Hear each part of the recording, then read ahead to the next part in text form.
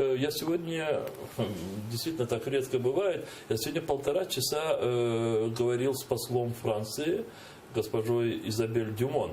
И я ей признателен в том, что буквально утром мои помощники обратились к ней. И я имел намерение встретиться в связи со вчерашними событиями в Крыму, ну и предыдущими аресты и задержания Рисуля Велиляева, Али Бариева, чуть не смерть в тюрьме из-за неоказания помощи Узеира Абдуллаева. У нас накопилось за эти несколько недель очень много таких очень тревожных ситуаций. И буквально через час после обращения моих помощников она позвонила и предложила на выбор несколько часов.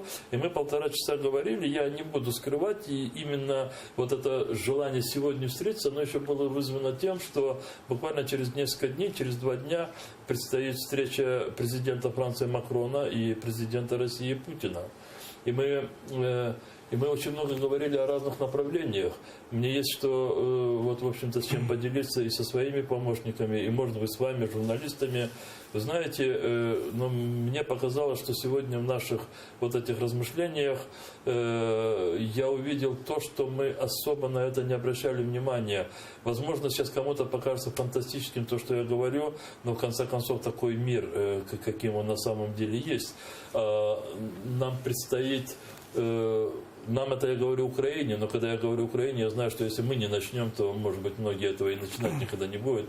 Нам необходимо просвещать и на свою сторону перенимать часть таких категорий французского общества, которые оказывают существенное влияние, в том числе и на поведение президента, французский бизнес, французских интеллектуалов. И она мне говорила о некоторых явлениях, которые, в общем-то, которые очень трудно отсюда согласиться с ними. Но это говорит только о том, что... О чем шла речь, о каких явлениях? Скажем, есть проблемы французского, как и любого иностранного бизнеса в Украине. И сводить их просто к каким-то передачам, где клеймить, скажем так, украинскую сторону, вообще, и говорить о том, что он не допускает иностранный бизнес, это тоже, в общем-то, действие некое, но показать, может быть, некоторые ситуации с определенными фирмами, предприятиями французского бизнеса в Украине, может быть, это более будет эффективно. Есть часть французской элиты, которая просто искренне живет как бы русской культурой, и вот эту свою любовь к русской культуре, она автоматически переносит сегодняшним русским политикам.